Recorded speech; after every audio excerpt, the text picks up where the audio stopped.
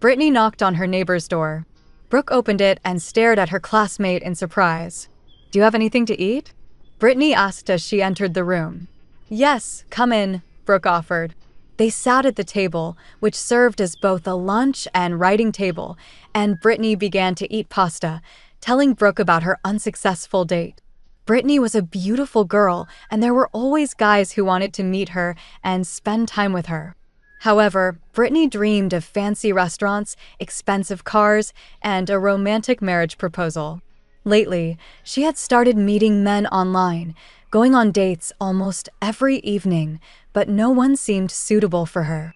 Even today, she had been on a date with a miser who took her to a cheap diner. As soon as she realized there was nothing more to expect, she ran away.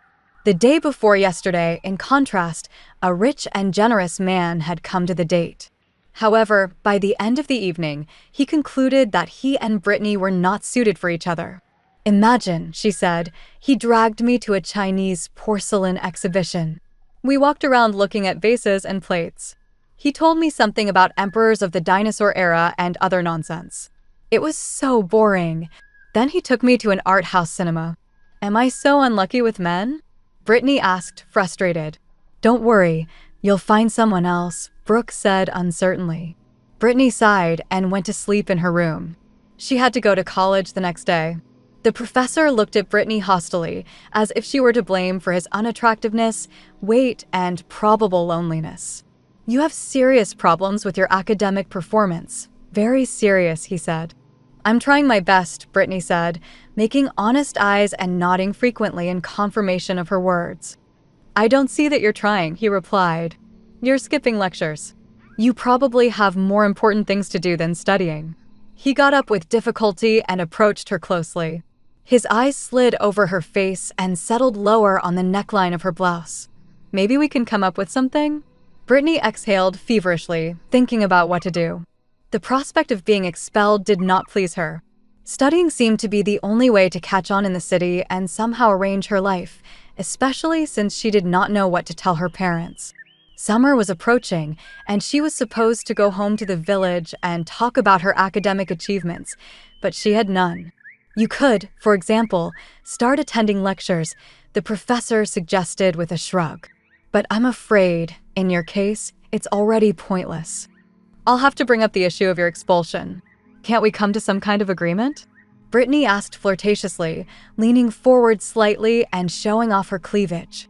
She knew her worth, beautiful, tall, modern, and moderately uninhibited. She had long suspected that the old professor had his eye on her, and judging by his reaction, she was right. "May I invite you somewhere?" the professor asked, blushing. "I agree and completely trust your taste," Brittany breathed out, smiling encouragingly. That was enough to make the man bloom. He bowed his head, revealing his shiny bald head surrounded by sparse hair, and kissed her hand. Neither Brittany nor the professor suspected that two students were standing outside the door, greedily eavesdropping on their conversation. When Brittany left the classroom, the students quickly moved away from the door and went straight to the rector's office, where they spoke with the vice-rector. The vice-rector, who happened to be the wife of the amorous professor, had a confrontation with Brittany and the professor. That evening, Brittany and the professor went to a restaurant and then to his house. The man was confident his wife wouldn't be home for at least another 3 hours. However, unexpectedly, the bedroom door opened, and his wife appeared in the doorway. There was a scandal, shouting, and tears. The professor, looking confused, ran around the room, picking up his clothes. Brittany sat on the big bed, watching this scene in horror. The wife looked at her husband with a mix of hatred and pity. "We've been together for 30 years. Our children have grown up, and you already have 2 grandchildren. Yet, you continue to cheat on me," she said bitterly. "Do I need to remind you who you owe everything to?" She waved her hand in despair and looked angrily at Brittany. "And you're expelled." 2 weeks later, Brittany had been shaking on an old bus for 2 hours. Her neighbor, a perky elderly woman, had been filling the journey with village news. Brittany looked out the window, regretting her decision to accept her friend's offer to spend the summer at her country house. It was impossible to go home. She couldn't imagine how she would face her parents. So, she had called and lied, saying she had passed her exams successfully and decided to stay in the city for the holidays. Now, on the bus, she wondered if she had made the right choice. Renting an apartment in the city was expensive, while the house in the village was free. The bus turned off the road and stopped.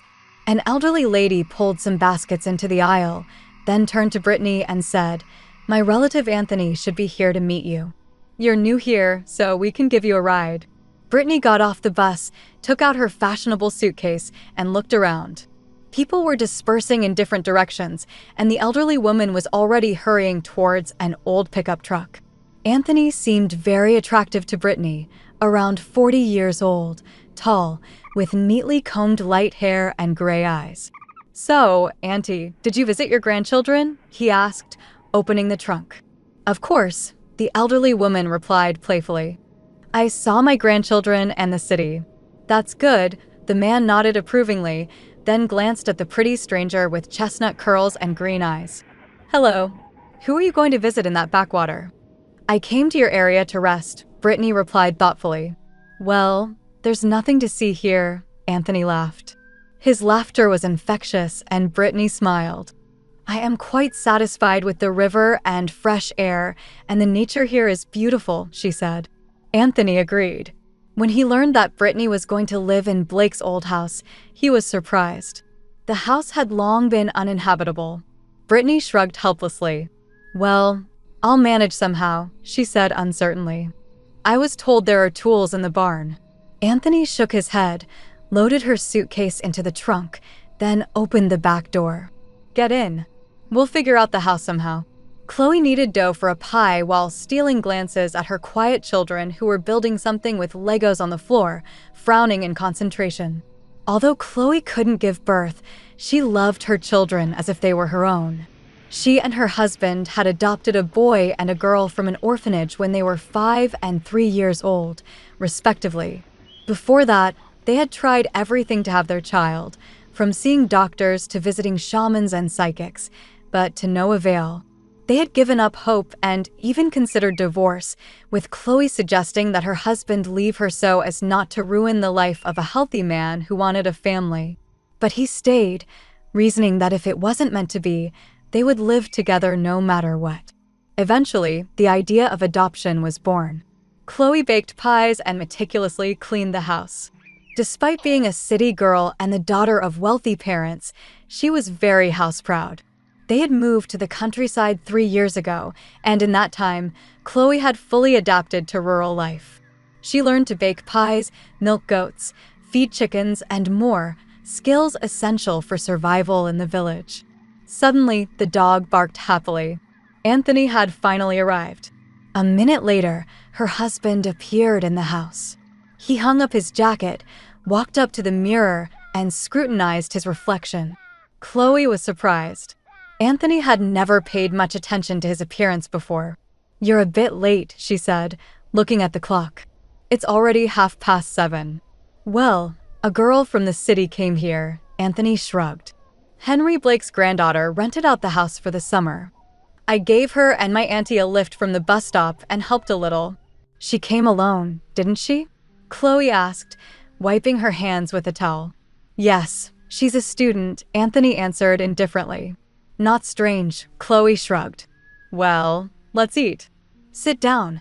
Anthony quickly washed his hands and sat down at the table.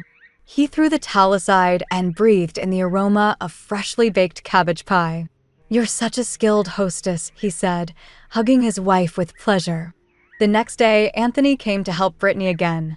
He fixed the table and stall and hung a hammock in the yard. "I don't know how to thank you," Brittany said playfully. "We villagers are simple," Anthony said. "Thanks is enough." "You don't seem like a villager," Brittany replied. Anthony laughed and sat on a repaired stool. "You're right. I moved here from the city with my wife and children." Brittany tried her best to hide her disappointment upon learning that Anthony was married. "It would be interesting to hear how you ended up here," she said. Anthony shrugged. "I used to come here every summer to visit my grandmother. Once, an expensive car drove up to our neighbor's house, and a woman, a man, and a little girl got out. They went inside the house. Then the local boys approached me and said, "Hey, this is our street. Get out of here." I grabbed a stone and said if they didn't leave me alone, they'd get it. I threw the stone at them. I wanted only to scare them, but I hit the car and the glass shattered. The boys ran away immediately, and I stood there in shock, like a statue. Then the door of the house opened, and the same girl came out. She looked at the car and asked, "Did you break it?" I nodded. Then her father came out, looked at me, looked at the car, and started yelling. But the girl turned to him and calmly said she accidentally broke it. She said a big dog was running around, and she got scared and threw a stone. Her father looked at her affectionately, patted her on the head, apologized to me, and went back into the house. I started courting that girl. I left wildflowers under her gate every day. One day, I even caught fish in the river and left it on their threshold. Her father, I remember, threw away the fish and scolded me. What kind of joke was that? In the village? Then I decided to write her a love letter and put it in the mailbox. Her mother took the letter out, but didn't tear it up and gave it to her daughter. A romantic, Brittany clapped her hands. And then? I got many bad grades in school and didn't come back to the village anymore. I stayed at home and studied during the summer. Later, I came to my grandmother's house again, but I didn't see the girl anymore. Years passed, I joined the army, and in the second year of service, I received a letter from my mother that my grandmother had died. At the funeral, a beautiful girl approached me. I looked at her, and it was the same girl. She had grown up and become more beautiful. In short, I fell in love again, but this time seriously. I had one day left before I returned to the army, and I spent it with her. We talked, sat by the river, and remembered our childhood, the fish, the broken car, and my love letter. Anyway, she said she would wait for me to finish my service. And did she? Brittany gasped. Yes, Anthony replied. I finished my service, we got married, and then we adopted children and moved here. Oh, really? Did you adopt kids? You're a saint, Brittany exclaimed. Anthony smiled. Come on. I just always wanted children. He hesitated. Brittany nodded understandingly. That's personal. I understand. Anthony left with a strange feeling of shame and awkwardness. He was embarrassed that he had unintentionally compared his charming guest to his wife, and awkward because the comparison was not in his wife's favor. Brittany, lost in thought, sat in her bedroom that evening. The fact that the handsome Anthony was married and had 2 children was somewhat upsetting. As she was putting on her pajamas, she caught some movement out of the corner of her eye. Who's there? Come out and show yourself, she called out. There were sounds of rustling, then silence. Brittany felt uneasy. 10 minutes later, Brittany was trying to fix a hole in the fence when Anthony caught her in this activity. What are you doing? He asked in surprise. I'm repairing the fence, Brittany answered a little irritably. Can you help? Anthony walked into the yard and agreed to help with fixing the fence. Brittany briefly recounted what had happened, and Anthony laughed good-naturedly. Your neighbor, old Tom, hasn't been interested in anything like that for a long time. He's beyond suspicion. Brittany protested, insisting that she had heard someone rustling around. Anthony walked up to the fence, leaned into the gap, and beckoned Brittany over with his hand. Do you see him? He asked, pointing to a dog. Brittany laughed, realizing her mistake. Anthony decided to nail up the gaps anyway for Brittany's peace of mind. She was grateful, and 5 minutes later, Anthony was hammering away, attaching pine slats to the largest gaps. He felt Brittany's gaze on his back and compared her to his wife once again, and once again, not in his wife's favor. Meanwhile, his friend Jack was looking for him. Where's Anthony? Jack asked as he entered the house. At work, where else would he be? Chloe replied, surprised, as she set aside her knitting needles and yarn. Don't you work together? Why all the questions? Jack scratched his balding head, looking puzzled. He's not there. I've been looking for him all day. I need permission to get the parts, but I can't reach him. Jack said his goodbyes, hopped on his motorcycle, and leisurely drove down the street, turning his head in search of the familiar blue pickup. Soon, he spotted the truck parked at the gate of an old, uninhabitable house. But the house no longer looked abandoned. The windows were open, women's clothes hung on a line in the yard, and the door was ajar. Jack got off his motorcycle and knocked on the door. Voices and hurried footsteps could be heard inside the house. Anthony opened the door, looking peculiar, disheveled, shirtless, and with his belt undone. Everything became clear without words. Jack, Anthony's friend, did not welcome such frivolity as an exemplary family man. "I need to sign some papers," Jack said, flustered. "I'm going to get the parts. I've been looking for you all over the workshop and I couldn't reach you." "Do you have the papers with you?" Anthony asked irritably. Jack pulled out a folder from his backpack and handed it to Anthony without looking. Anthony signed the papers with a flourish. "What are you doing here?" Jack asked. "None of your business," Anthony said sternly, glaring at his friend. "You didn't see anything, got it?" Jack nodded uncertainly. Anthony reached out, squeezed his hand tightly, and looked meaningfully into his eyes. "Just don't ask about anything, okay? I haven't figured out how it happened yet." Jack had no intention of asking about anything. He felt sorry for Chloe and her 2 young children. He was also disappointed in his friend, and that hurt the most. Days went by, and Anthony's behavior became increasingly strange. He came home late, ate quickly, and silently answered all questions with monosyllabic responses or standard phrases. Chloe couldn't shake a nasty, unexplained feeling and imagined the worst scenarios. She wanted to believe Anthony, but it only got worse. Chloe didn't even notice when Susan, Jack's wife and her friend, came into the house. Susan worked at the library and was very well read, proudly considering herself part of the village's intellectual elite. "Hi," Susan greeted Chloe. "You look like you're going to a conference. What are you thinking about?" "About trust," Chloe replied. "How do you think if a man loves, will he deceive?" "Love is often elevated to some absurd level in books," Susan answered, "but even love is not a panacea for deceit. It's a well-known fact that people lie. Those who are honest towards some can be very calculating and cunning towards others. Such is the paradox, my friend.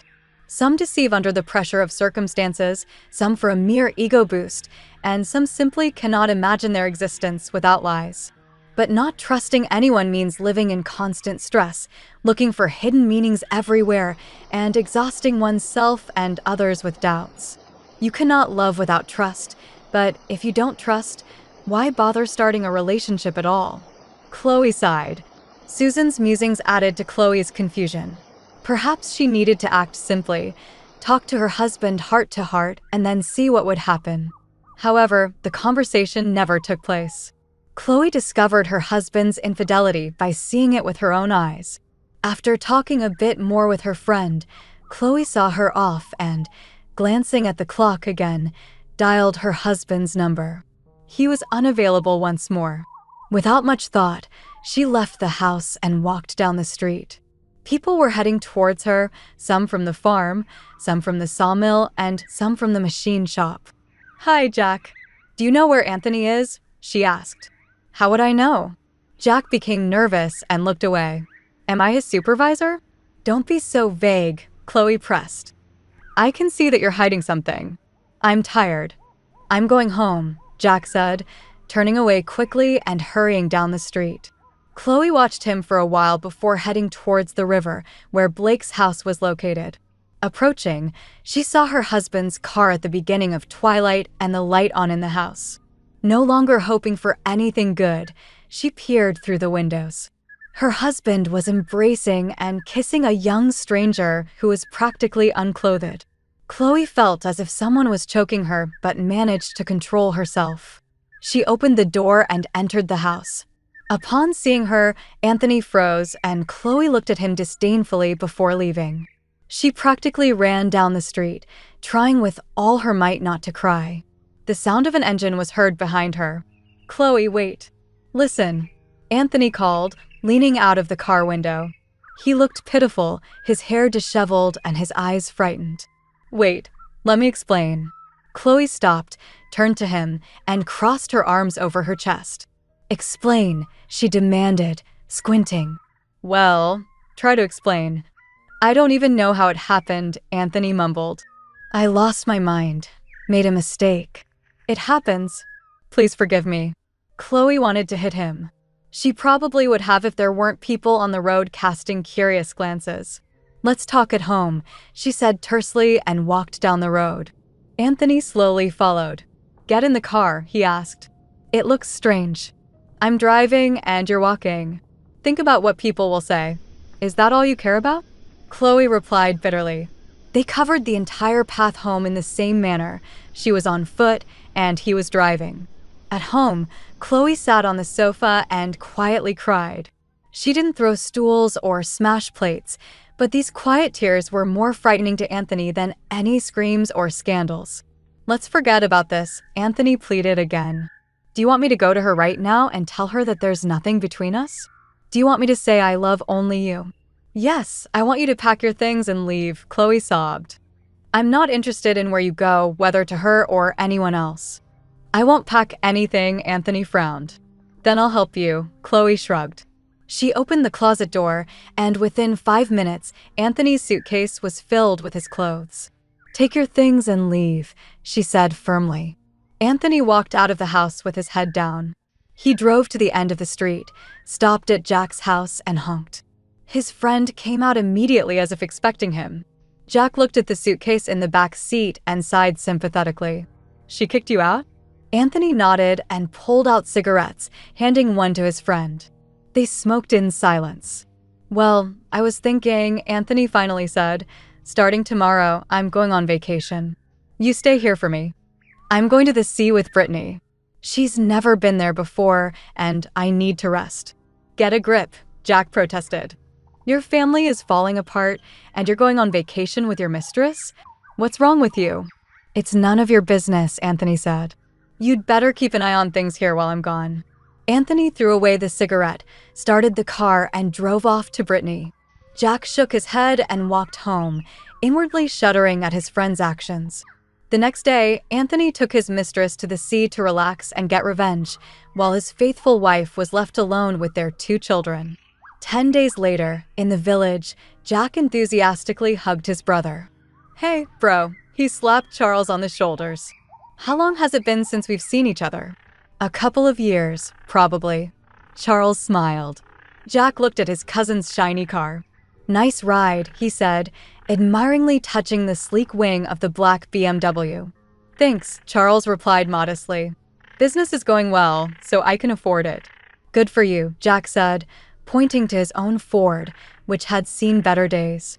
I'm still on the same old horse. Not bad either, Charles said, touching the worn handles. Susan clapped her hands. Oh, men will always be men, ready to talk about cars. Charles, come in. We don't promise museums and restaurants here, of course, but we guarantee good fishing and a warm welcome. The men obediently entered the house while Susan quickly set the table. Out of courtesy, she sat with them for half an hour before heading to her friend's house to discuss her husband's brother, whom she believed to be a very worthy man. At Chloe's house, Susan sat in the kitchen and vividly described the guest, sharing everything she had learned from him and her husband. He's a good person, but unlucky in his personal life, she said in the end. Unlucky? Chloe asked indifferently. Despite Susan's efforts, the suitor's candidacy failed to impress her. She listened half-heartedly, her thoughts elsewhere. When he shared his last love, I felt so sorry for him, Susan said. Although with his money, he could buy anyone. You can't buy love, Chloe replied. That's true too, Susan agreed with a sigh. Do you want to meet him? Chloe laughed. What's so funny? Susan didn't understand. Even if I wanted to, how can I compete with city beauties? Chloe said. Besides, I have 2 children. He said he always dreamed of a normal family, but fell in love with Helen, who turned out to be a cuckoo. She left her child with her mother and went to the capital to build her own life. Yes, it's a pity, Chloe said sincerely, feeling sympathy. Over the past few days, Chloe had changed a lot. It was as if years had passed in a short time. Outwardly, she remained just as attractive, but the spark of interest in life had disappeared from her eyes. She kept the house clean, the children well-groomed and fed, and she didn't neglect herself either.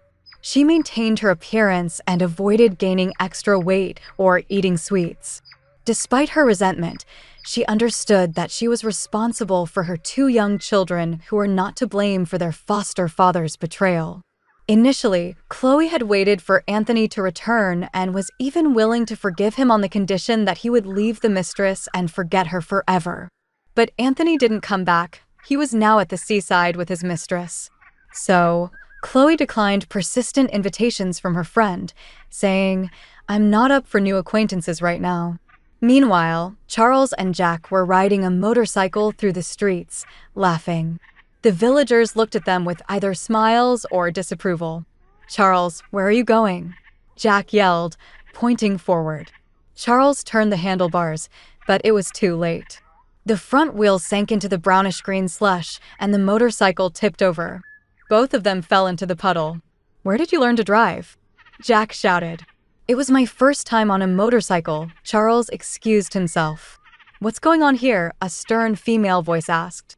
The men turned to see Susan standing with her hands on her hips, glaring at them. "Darling, don't be mad." "We were just taking a little ride," Jack said. "I see you're drunk," Susan retorted.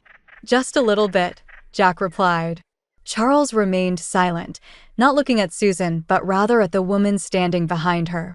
Graceful and thin, with a tired look in her brown eyes, she caught his attention. Susan turned to her and said reproachfully, "Meet Chloe. This is Charles, the brother of my alcoholic, and apparently, he's an alcoholic too." "Hello," Charles said, standing up and shaking off his expensive jeans. "You'll excuse us, we've been making some noise. Just haven't seen my brother for a long time." Chloe smiled sadly and pulled out a handkerchief, applying it to Charles's forehead. "You're hurt. Come inside." "I'll treat your wound," Chloe said, smiling as she showed Charles his scraped elbow. "I'm hurt too. I need treatment as well." "I'll take care of you at home so you'll remember it for life," Susan teased, pretending to be annoyed. "Come on, get your bike and let's head home." Charles and Chloe watched as the motorcycle roared away, carrying the couple up the street. Chloe opened the gate and led Charles inside. She quickly took out gauze and peroxide, treating his scrape. Charles watched her silently, seeming to admire her. "You have such soft hands," he noted. Chloe blushed. "They're just hands," she replied passively as she finished applying a Band-Aid. "All done." "Thank you," Charles said, touching the Band-Aid on his forehead. "Do you live alone with your children?" "They're at a friend's house right now," Chloe said. "And your husband?" "I don't have a husband." Chloe paused, then added, "I don't have a husband anymore." "Did you get divorced?" Chloe looked into his eyes intently. "Charles, it's time for you to go." "I have a lot to do." Charles nodded. "Yes, sorry for the inappropriate questions. I was just curious. Thank you for treating my wound." Later that evening, Charles asked Jack to tell him more about Chloe. "Anthony went to the sea with his mistress," Jack said as he finished his story. Charles shook his head. "What a fool I am," he said regretfully. "Don't worry." "You didn't know," Jack reassured him. "So, did you like her?" Charles nodded. "Yes, but there's one important thing I should mention," Jack said reluctantly. "She has 2 adopted children." "I don't see any problem with that." "It's wonderful," Charles replied thoughtfully. "If she has adopted kids, it means she has a kind heart." Jack glanced at his wife, who only smiled faintly. The next morning, Charles woke up early and headed to the nearest town. Charles stood at Chloe's door, holding a gorgeous bouquet of red roses, Belgian chocolates, and French champagne. An hour later, he knocked politely. 2 children came to the door, staring curiously at the guest. "Who are you?" they asked. "I'm Charles," he said with a smile, handing them the box of chocolates. "I'm here for your mother. Is she home?" The children eagerly grabbed the box and ran inside. Moments later, Chloe appeared in the doorway. As she saw him, she instinctively adjusted her hair and smoothed down her long skirt. "Hello," she said. Charles bowed his head politely. "I hope I'm not interrupting. I just wanted to see you." Chloe looked surprised. "Are you here for something specific?" Charles shrugged. I'm just here for you. Meanwhile, Anthony's vacation with Brittany was quickly unraveling. As soon as they arrived at the hotel, Brittany, who had seemed so charming, turned into a demanding and unpleasant companion. She complained about not getting a room with a sea view, even though Anthony had paid for a room without one. She pulled back the curtains, nagged about the conditions, and argued with the hotel staff over trivial matters. Her dissatisfaction didn't end there. She complained about the noise from the air conditioner, walked around to check on neighboring rooms, and annoyed other guests. Brittany even criticized the beach and the sea, calling them unclean and unpleasant. Her behavior escalated to the point where she poisoned herself with something from the hotel restaurant and spent 2 days in the room, hugging the toilet. Anthony was at his wit's end. He had traded Chloe for this experience, and now he was regretting it. He couldn't believe he had left Chloe for such a frustrating vacation. When he set a condition for Brittany, either she calmly enjoyed the vacation or he would leave, she took offense and walked out. Anthony spent the entire night searching for her throughout the city, only to find her drunk at a roadside cafe with a group of inebriated men. When he insisted she come back to the hotel, she brazenly smiled and dismissed him. When the argument between Brittany and Anthony grew heated, her companions intervened.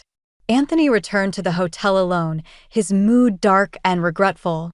He cursed Brittany for her frivolity and himself for giving in to weakness. Determined to make amends, he resolved to beg for forgiveness from his wife, fully confident that he could win her back. After landing, he took the truck from the airport parking lot and drove home. As he passed through a small town, he realized it might be better to apologize with gifts. His anger at Brittany had overshadowed this consideration, so he stopped at the first shop he saw and bought the most expensive champagne and box of chocolates he could find. The cashier, a bit puzzled, noted that he was the second person buying such items that day. Leaving the store, Anthony saw a black BMW parked in front of his house and muttered to himself about the coincidence. He pushed open the gate, clutching the champagne and chocolates, and entered his yard. The sound of his wife's laughter mixed with an unfamiliar man's laughter reached him. Inside, the guest was seated at the kitchen table, sipping tea, while Chloe smiled across from him. The atmosphere grew tense as Anthony walked in, his face a mix of anger and confusion. How should I interpret this? Anthony growled, glaring at his wife and then at the guest. He dropped the champagne and chocolates on the floor in frustration. I don't owe you an explanation, Chloe said calmly. You don't have the right to question me after everything you've done. Anthony, caught off guard by her calmness and the presence of the guest, could only frown and seethe. Charles, remaining composed, looked at Anthony with a touch of mockery. And who are you? I'm the one who has every right to be here, Anthony snarled. I'm her husband. I don't recognize you. Chloe stood up, positioning herself between Anthony and Charles. Soon, I won't be your wife, she said firmly to Anthony. We're getting a divorce. I hope you won't object. I object, Anthony shouted, his anger escalating. We'll see about that. Chloe's eyes narrowed. You're the one who took a mistress and ran off to the sea. I'm glad you're gone. Now, I'd appreciate it if you'd just leave. Charles felt uncomfortable, not frightened by Anthony's outburst, but awkwardly out of place in this personal confrontation. He shifted uncomfortably, unsure of how to handle the escalating tension. Anthony, can I talk to you? Charles said firmly, urging him to step outside. Anthony's response was a torrent of curses that left Chloe with no choice but to push him out of the house. He stormed to his car and drove away, still fuming. Charles turned to Chloe with a serious expression. Are you going through with the divorce? Absolutely, Chloe replied quietly. Charles looked at her with a hint of admiration. I'm glad, he said, taking her hand, which smelled of lavender soap. He kissed it gently, making Chloe blush and quickly withdraw her hand. You've only known me for a short time, Chloe said hesitantly. I've met many men and thought I was in love before, but meeting you made me realize what real love feels like. Later, as Chloe washed the dishes with a smile, she found herself reminiscing about her childhood. She remembered the village summers with her parents and the boy who left flowers under her gate, never looking back. She found an old letter from him, pressed it to her chest, and cried. She missed Anthony, but his betrayal was unforgivable. Charles seemed sincere, and she hoped time would reveal her true feelings. 3 months later, Chloe and Charles strolled through the capital's main street with 2 children in tow. The kids were wide-eyed with wonder, and Chloe and Charles walked in comfortable silence, simply enjoying each other's company. Charles broke the silence. "How about we talk about getting married again?" "I'm still recovering from the divorce," Chloe replied with a smile. "I can still hear Anthony's curses ringing in my ears." Anthony had made multiple attempts to win Chloe back, begging, pleading, threatening, and even blackmailing her with the children. Each visit made her more determined to move on. Charles, now back in the city, offered Anthony a large sum of money for the house in exchange for agreeing to the divorce. Anthony demanded more, and Charles proposed that Chloe move into his city apartment and leave the house to Anthony. Chloe agreed, relieved to have nothing left for her in the village. The divorce was finalized quickly. Chloe heard from Mrs. Blake that Brittany had returned to her village and found work at a poultry farm, with none of her grand plans coming to fruition. Charles reassured Chloe, "Forget about him. You left the house and him behind. Now you're here with me and the children. That's what matters." Chloe nodded and smiled. The autumn sky, once gloomy and overcast, brightened as the sun peeked out from behind the clouds. It reflected off the wet cobblestones, glinted in the windows, and illuminated the square with golden light. Chloe felt a sense of joy and renewal, as if the clouds in her soul had finally cleared and the long-awaited sun had arrived.